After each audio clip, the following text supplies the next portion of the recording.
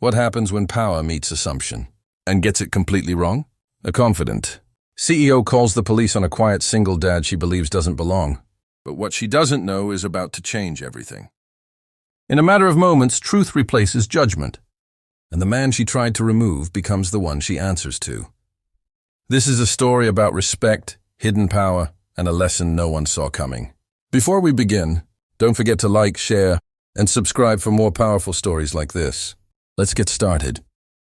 The Los Angeles showroom gleamed under bright white lights, every polished surface reflecting wealth and precision. Amanda Blake, the sharp-eyed CEO, walked across the marble floor with authority, her heels clicking like a warning signal.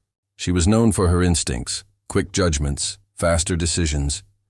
That's why when she spotted Ethan Cole, she stopped. He didn't belong, not in her eyes. Ethan stood quietly near a luxury sedan, studying it with calm focus. His faded jeans and worn jacket stood in contrast to the tailored suits around him. His hands, rough and marked with grease stains that never fully washed out, traced the edge of the car like he understood it better than anyone else in the room. Amanda crossed her arms. "Can I help you?" she asked, her tone sharp, already dismissive. Ethan looked up, composed. "Just taking a look." That answer irritated her more. People like him didn't just take a look at cars worth 6 figures. Within minutes, she called security. Then the police. Whispers spread across the showroom. Customers turned, watching the quiet man being approached by officers. Ethan didn't resist. He didn't argue. Instead, he calmly reached into his worn leather folder and handed over a set of documents. Amanda stood nearby, confident, almost satisfied. To her, this was routine, removing a pretender before he wasted anyone's time. But then something changed. One officer's expression shifted. His posture straightened. He glanced at his partner, then back at Ethan. The second officer leaned in, reading carefully, his brows lifting in surprise. Amanda's confidence flickered for the first time. "What is it?" she demanded, stepping closer. The officer didn't answer immediately.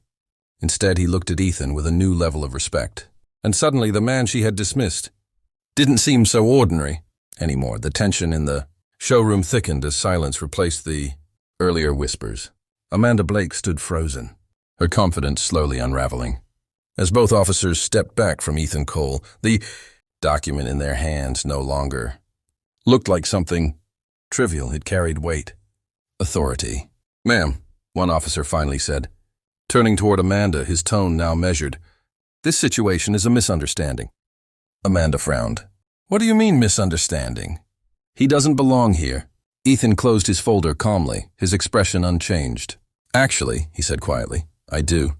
The second officer cleared his throat. "Mr. Cole is listed as a 50% co-owner of this dealership." The words hit like a sudden shockwave. Amanda blinked, unsure if she had heard correctly. "That's impossible. I've never seen him before." Ethan took a slow step forward, not aggressive, just certain. "That's because I chose to stay away," he replied. "After my wife passed, I stepped back from operations. I trusted the system to run without me." Murmurs spread again, but now they carried a different tone. Curiosity, disbelief, even respect. Amanda's posture stiffened. "If that's true, why come back like this?" "To observe," Ethan answered. "To see what the business has become and who's running it." His gaze met hers, steady and unshaken.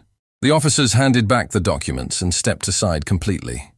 Their role now finished, the authority in the room had quietly shifted. Amanda felt it. For the first time, she wasn't in control. Ethan looked around the showroom, taking in the polished floors, the employees, the customers who had witnessed everything. "Interesting environment," he said softly. "Very revealing."